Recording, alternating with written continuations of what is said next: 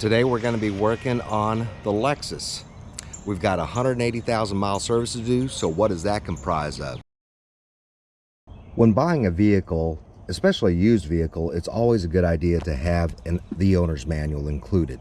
If you don't have an owner's manual, you want to either buy one or have access where you can find out more about your vehicle.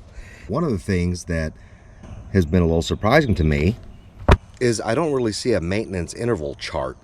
What a maintenance interval chart is, it'll show you either the number of miles or time in months or years that you need to change something, whether it's doing an oil change in your vehicle, changing the coolant out and things like that, so it keeps your vehicle running in tip-top shape. But what if you don't have that and you just purchased the vehicle? Usually it's a really good idea to make sure that you change everything on a maintenance deal right after you get it, so you have a baseline on how your vehicle should be performing. And I'm going to show you what I use. I found the Car Care app to be very, very helpful. And as you can see, it shows 180,000 miles due soon. What does that mean? So I tap over here and it gives me a whole laundry list. Engine oil needs to be redone. Brake fluid needs to be redone. Inspecting all kinds of different accessories. Doing a leak inspection of the transmission, and so forth and so on. There's a lot of things that need to be done on the 180,000 mile service, so I'm not going to include all of them.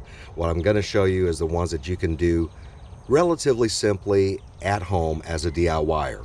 These are the items that are going to be changed out. We've got spark plugs here. These are Denzos. This comes pre-gap, but we're going to check that. We've got also the engine oil filter. And if you saw my other video, you'll know that with every engine oil filter you purchase, they come with a little tool like this to drain out the oil that's in the oil filter housing. Also got enough oil to fill up the vehicle.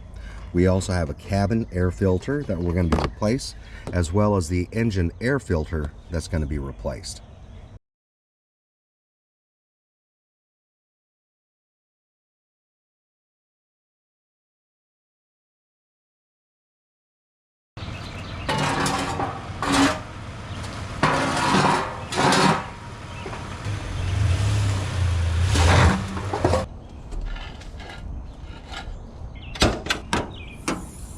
So we're going to do the easy stuff first. The easiest one is going to be the engine air filter.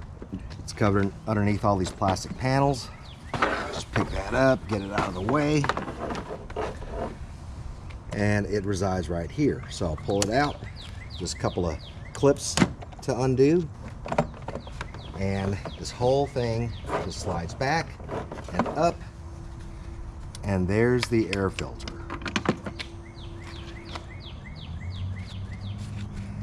And it is actually filthy. Look, there's bird's feather there. If you look between the pleats, there's quite a bit of dirt. So we're going to stick the new one in. Compare the old and the new.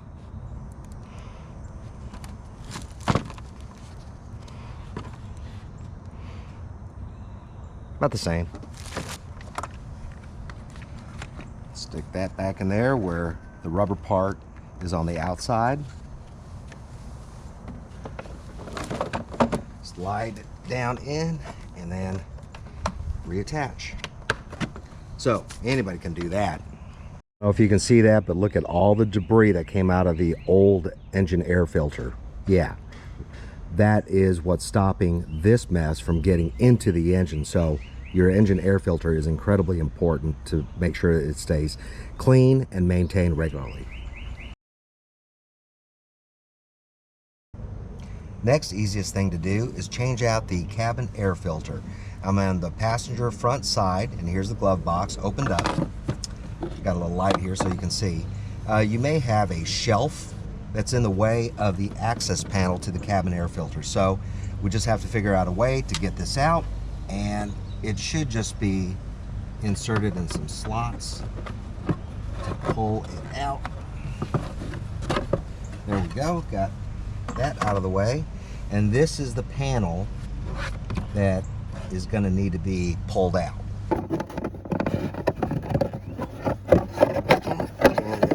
Pulled out. So now the cabin air filter is protected by this cover. So we'll squeeze the ends on the tabs and then pull that off. Now we have access to the filter. Now notice the arrow says airflow going down. Oh my gosh, I can already tell this is filthy.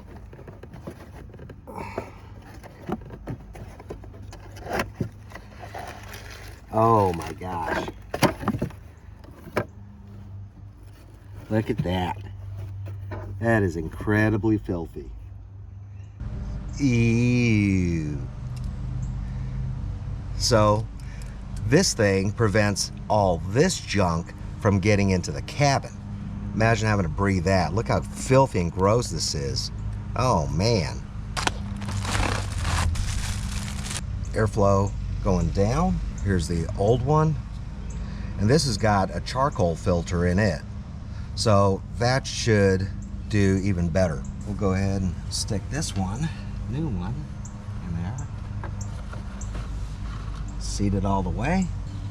Get your cover. Notice that it says up on there, so make sure it's oriented right. Clips in. Then we'll go ahead and put this panel back on.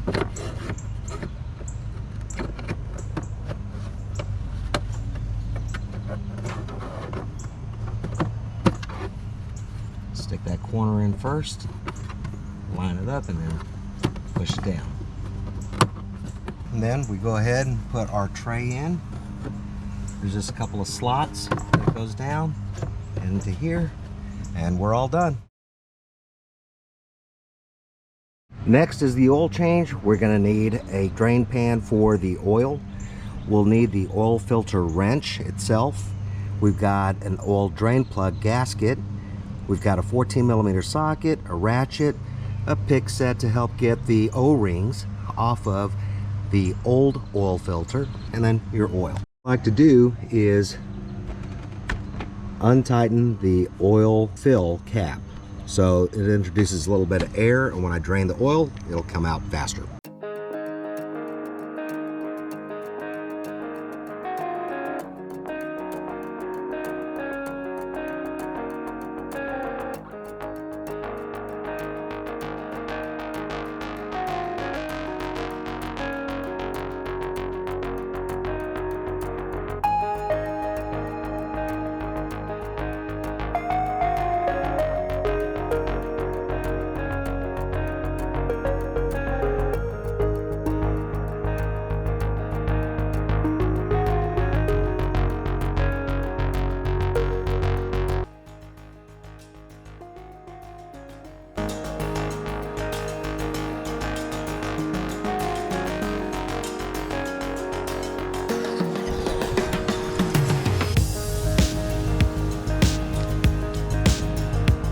So it looks like it's a little low. I'm gonna have to add more.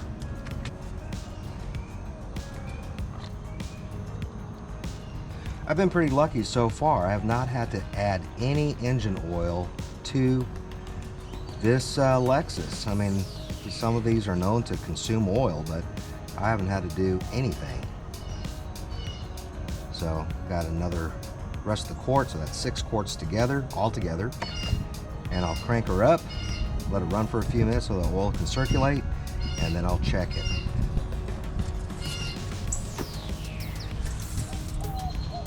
Right there, where it's supposed to be, so we're in good shape.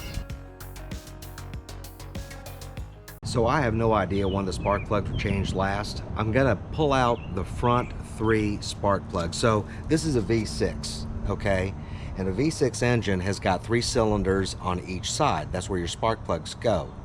And because this is front wheel drive, the engine is turned where you've got the 3 cylinders in the front and 3 cylinders in the back. The spark plugs at the front are easy to get out. The spark plugs in the rear are tougher to get out because you've got to remove these trays that make up the cowl, the windshield wipers, you know, and all that kind of stuff. So we have to remove all of that. But to get a good idea of what the spark plugs look like, I'm going to check the spark plugs in the front as I pull them out and see what the condition is. We're going to have to remove all of that in order to get access to everything. The spark plugs are underneath this intake cover, so we just have to pull it off, and usually it's just going to be just shoved on. There we go. Whoops. Got to be careful how to pull it off. Cracked it just a little bit right there. With the cover off, you can see the ignition coils on the front of the engine. This is the front of the engine.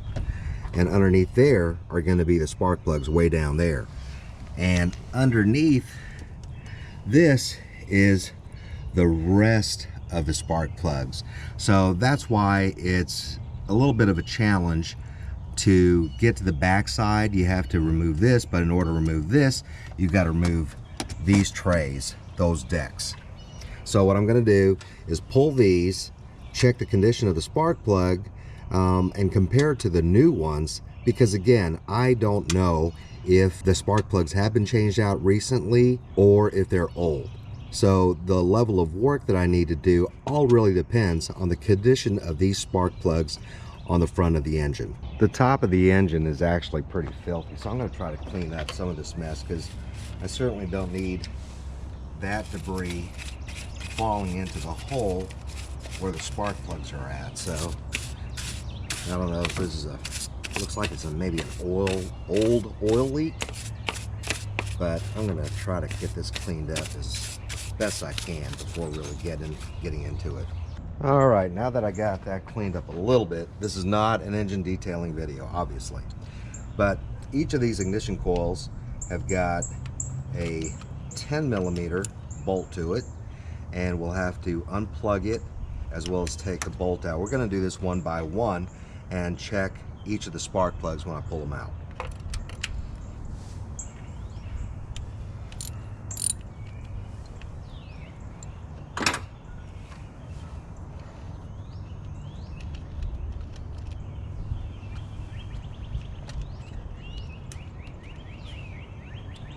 Unplug this, and each of these clips, now this is a 13-year-old vehicle, so you've got to be careful that we don't break those plastic clips off.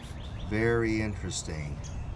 Here you'll notice there's a little tab that needs to be pressed to release the square end off of the square tab to pull out the connector for each of these ignition coils.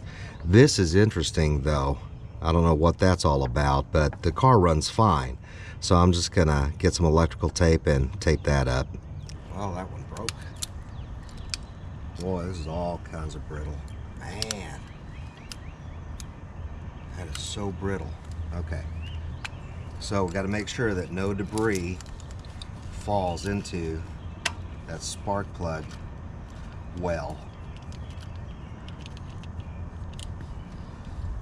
All right, just taking a look at this ignition coil. It's in good shape, so that's good. I have to go way down there to get to the spark plug. I'm using pretty long extension with a spark plug socket down there.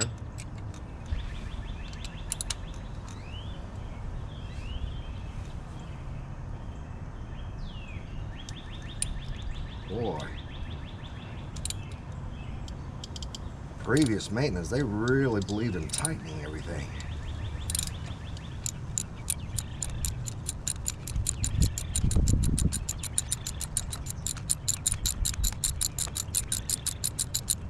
Finally got loose enough so I can take the ratchet off.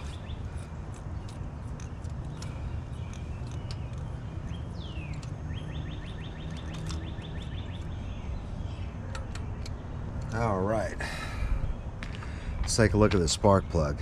The tips are okay. There is some corrosion on the top there. Checking to see if there's any oil on the spark plug. It's just a little dirty. Yeah, it's been a while since those spark plugs were changed out, so I'm gonna have to go ahead and change them out.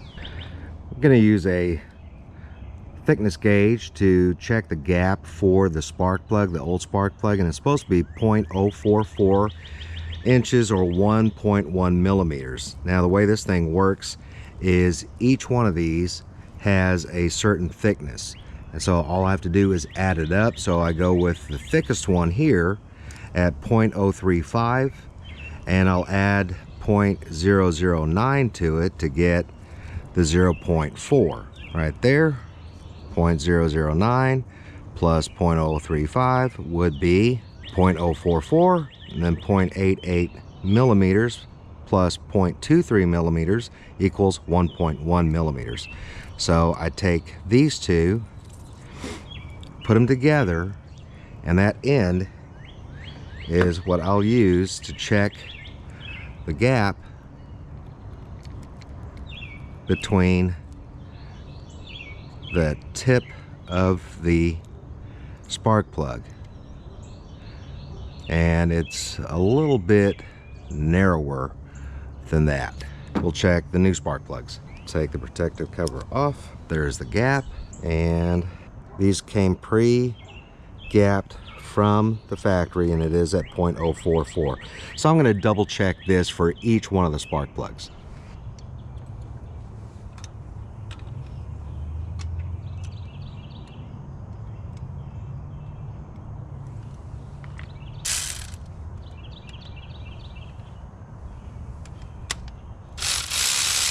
The Denso spark plug torque setting is at 13 foot-pounds or 156 inch-pounds. So I'm going to go ahead and torque this to the right spec. Okay, got this set right at 13. So it's on the 10 plus 1, 2, 3. So that's 13 foot-pounds.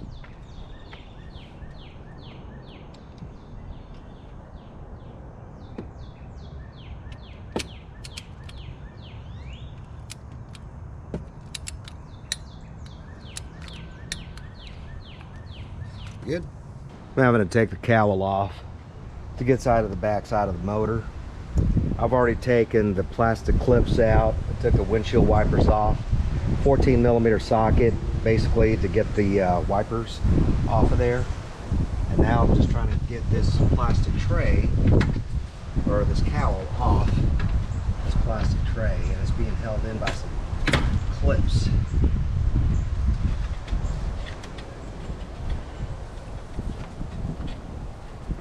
There we go.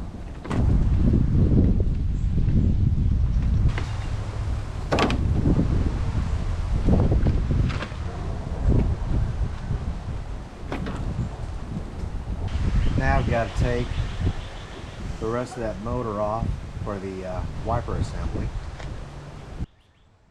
The wiper motor and linkage assembly is connected with 10 millimeter bolts.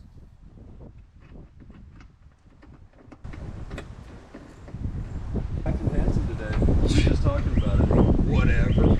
No, I'm serious. Cole's like, man, Dad's looking so yoked and cool. Alright, see you. Okay.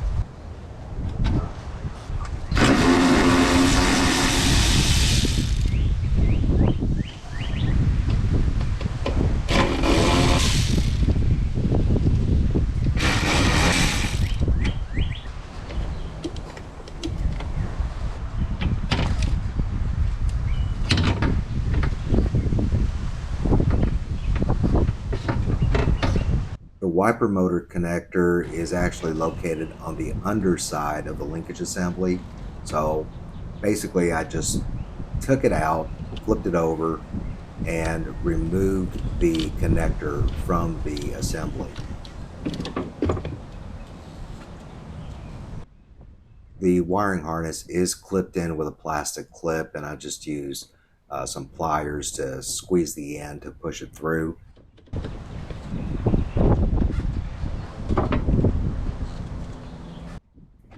Because we're removing the cowl, we have to pull that wiring harness through the grommet hole and make sure that it's taken out and away from the cowl itself. And there's also another plastic clip holding that wiring harness to the cowl. So just use some pliers and get it off of there. Now on the ends, there are two 14mm strut nuts that have to come off. And then the rest of the fasteners are going to be 10mm bolts along the cowl.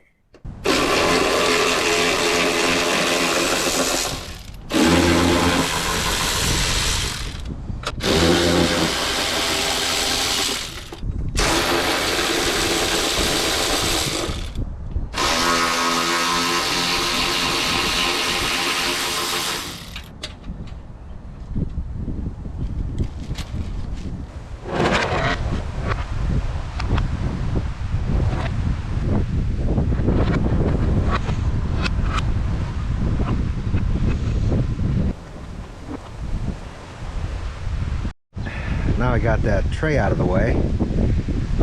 Got to get all this other stuff out of the way just to get to the back bank. Here we just loosen up those hose clamps holding on the air box to the throttle body, and just have to get that loose and then remove the evap purge hose away from the duct.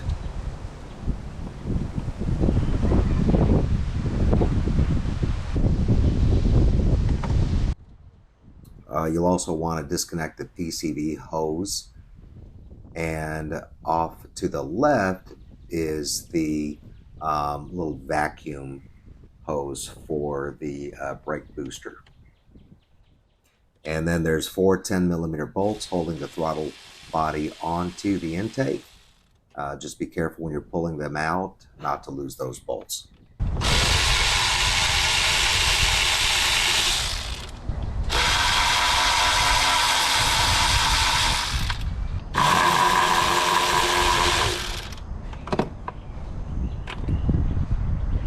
For some reason, I did not capture the video removing the wiring harness off of the connectors on top of the intake, but I went ahead and did all that. Then I removed the two 10mm bolts on either side of the intake, and then there's four 5mm Allen head bolts that need to come off. And it's suggested to use a magnet to pick those bolts up because they kind of get in there pretty tight.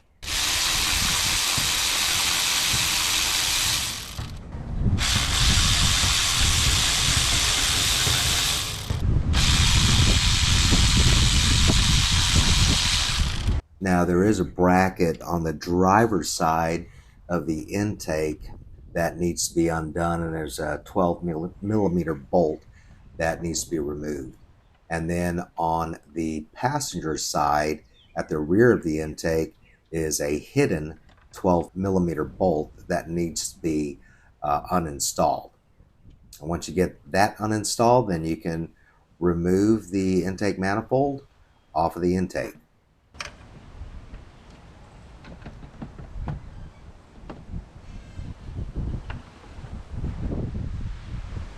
Now you want to exercise great care in removing the sand that is on the mating surface of the intake, and make sure that you don't get any of that dirt falling into the engine. That just doesn't go well. So again, take great care in getting that sand off, and once you clean up that mating surface as best as you can, I used, a paper towel. I also used a scouring pad, but I also used some paper towels to fill up each of those holes so there's no bolts or nuts or anything else that falls into the engine.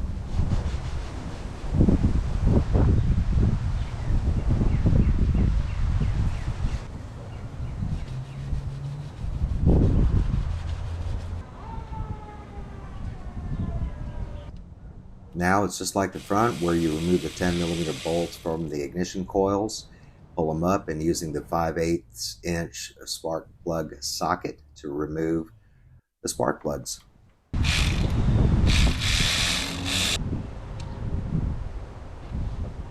Kind of burnt, crusty. Got a little oil on it. Last one, looking crusty. So we got the spark plug switched out, and That's a good thing. Now, I'm not going to show you the reinstalling back of everything. It's just exactly the opposite of uninstalling. Next, we're going to check the brake fluid. So you're going to want to see the brake fluid reservoir, and this one you just pop off. Others are a screw type of cap that you would unscrew. But I'm going to give you a closer look into just doing a visual inspection. Now, visually, it looks like it's in pretty good shape. It's not supposed to be dark. It's supposed to be kind of amber clearish, and that's what good brake fluid looks like. So there's no reason to guess. You can get a brake fluid tester like this off of Amazon or really anywhere, but this I think cost me less than 10 bucks. So it's got some probes at the end, and it's got the power button up there. I think it's powered by a AAA battery, and then it gives you indicator lights as to the condition of the brake fluid itself. And what this is testing for is the amount of water that is present in the brake fluid. So if there's a lot of water in there, we're going to have to change the brake fluid. So we'll go ahead and turn it on, and we'll stick it in here. You can see that it's green, and once I get it in there, and it is touching the brake fluid, it's showing that there is 0% water, which is fantastic. So we're done with that. And we'll put the cover back on so that we don't introduce any kind of humidity or moisture in the air into the brake fluid reservoir. The front jack point is on the cross member, and it's this thing right here. It's got a hole, and it's kind of got a bulge, and that's the front cross member that goes all the way across the front of the vehicle. So we're going to lift it with a floor jack here and put jack stands on the frame rails. With the jack stands under the frame rails and the floor jack holding this up, the front of the vehicle is lifted safely, and want to remember to chock the rear wheel so the car does not roll backwards. Want to check to see if that wheel bearing and hub assembly is in good condition. The tire, when moving it up and down and sideways, it should not rattle.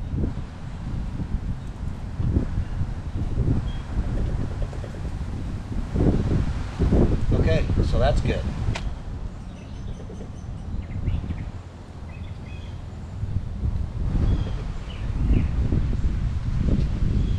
Okay, that's good.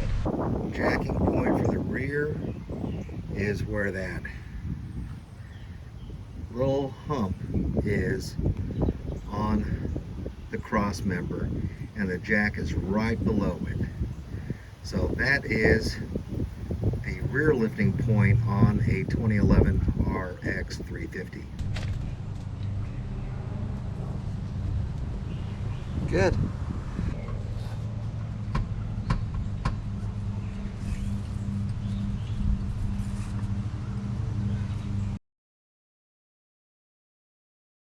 So there you have it, the 180,000 mile service done on the Lexus.